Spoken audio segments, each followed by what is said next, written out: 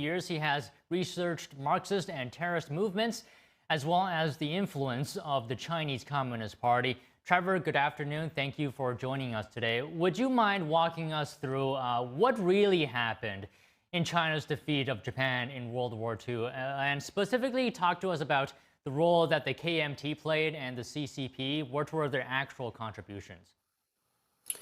Well, the CCP was using the KMT, the Kuomintang, to fight the Japanese, while the CCP largely stayed in the hinterlands in the northwest of China. They only started to march down into the main part of China through the famous Long March when the war was nearing a close, when it was clear that the Japanese were in retreat. And there is evidence that the CCP was actually sending information to the Japanese as well. So the Kuomintang was doing all of the work. The CCP was just staying in the background when the Kuomintang was exhausted and the Japanese were forced from the country and had to go and fight the Americans in the Pacific. Then the CCP came in and claimed this wondrous victory. So it's a complete fraud to say that the CCP liberated China from the Japanese. They could have, if they had collaborated with the Kuomintang, honestly, they could have driven the Japanese out probably earlier, but that did not suit the CCP. They wanted to wear the Kuomintang down as much as possible so they could defeat them. And I want to continue on that point that you just mentioned. Even Mao Zedong suggested that the goal was not primarily to defeat Japan, right, but to self-develop. What does that mean, and what was their goal? Why was this the goal? Well, the goal was to have a Chinese takeover, a CCP takeover of China, and the Kuomintang was the main opposition. So they had to be sacrificed to the Japanese. Meanwhile, the CCP was running a protracted people's war in the countryside. They were building up their forces in the countryside, coming down into southern China through the Long March, and building up guerrilla forces in the countryside, much as what was done in Vietnam many years later. And so the self-development was to use the time during the war to develop the strength of the CCP on the ground in the countryside in preparation for a final takeover when the Japanese were driven from the country. But the whole goal was to establish communism. The Japanese were secondary. The Japanese were useful in that they destroyed much of the KMT's fighting forces, and the Chinese the Communist Party just exploited that, as they traditionally do. They never fight when someone else can do it for them. Sun Tzu taught them that. How did the CCP expand? How was it able to expand political influence during the war, during the fighting? Well, it was huge propaganda. They were doing all sorts of things to counter the Kuomintang. They were spreading, false currency, counterfeit currency into Kuomintang-held areas.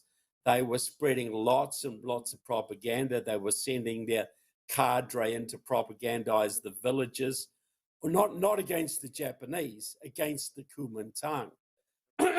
So it was always, the main blow was always going to be directed against the Kuomintang, because the CCP knew that the Americans would eventually defeat the Japanese.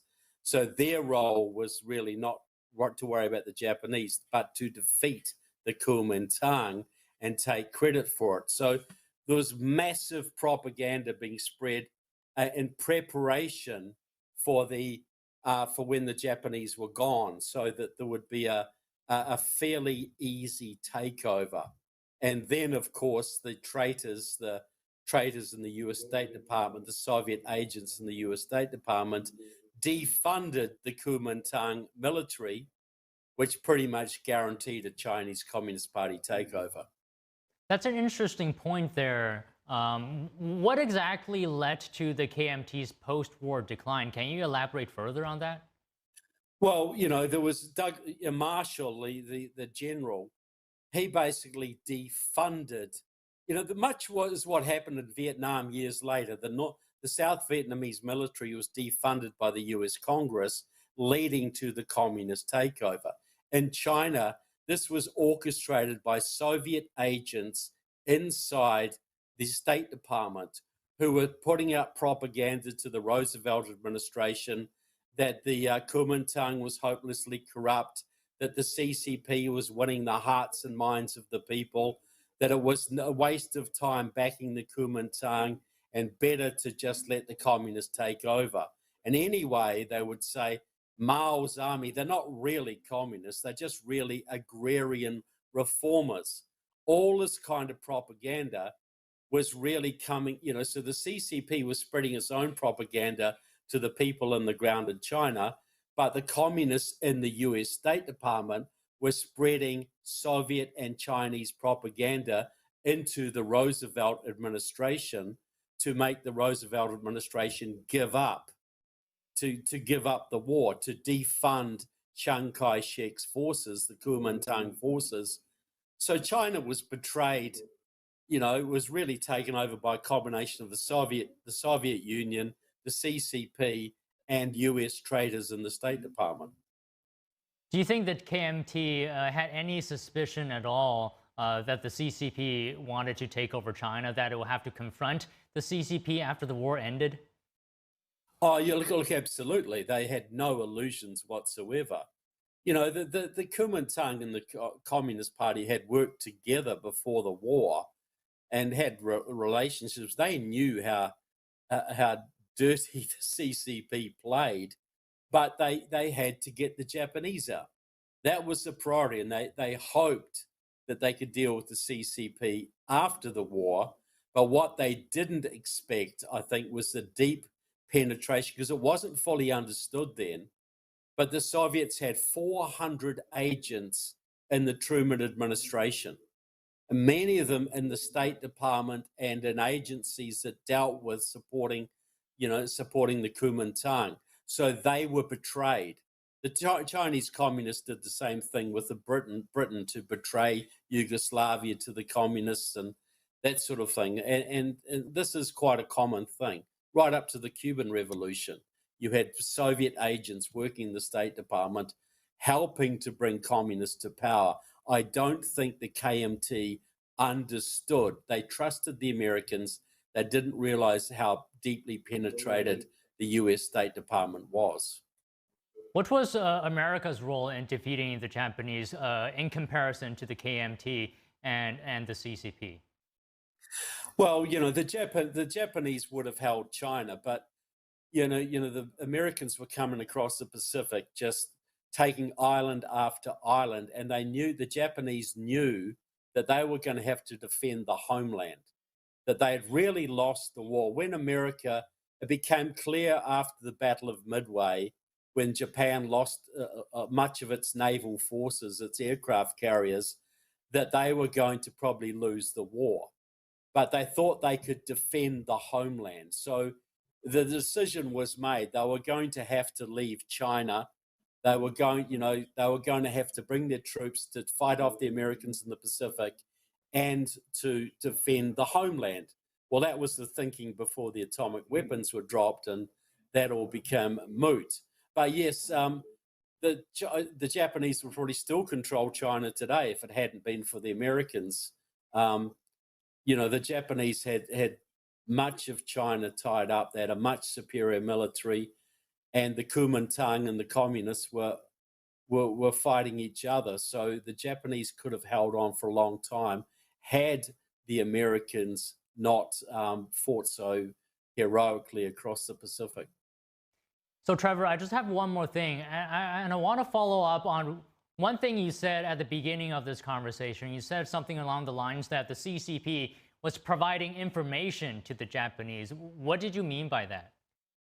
Well, this has been reported on. I don't have it right at hand right now, but there was evidence that the CCP was supplying military information to the Japanese to enable them to keep the Kuomintang at bay.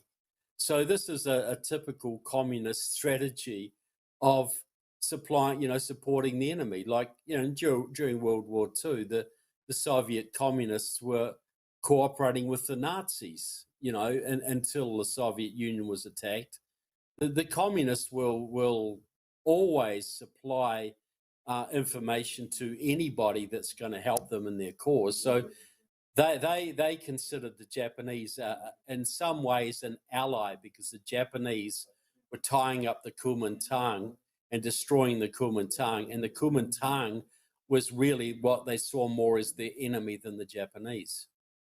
You know what I find really surprising is that the CCP is providing information to the enemy and then taking credit for winning the war. Well, all right, Trevor. That's one last comment. Practice. This is standard practice. The Chinese Communist Party did not liberate China. America liberated China. The CCP and the Kuomintang liberated China, but they can't let the Kuomintang create the credit for that. But this is typical communist rewriting of history. And I'm sure every Chinese school student is taught that the CCP saved China from the Japanese. I guarantee it, but it's completely false. Yeah, that's also an unfortunate situation. But Trevor, thank you so much for talking to us about this today. Always a pleasure. Thank you for allowing me the time.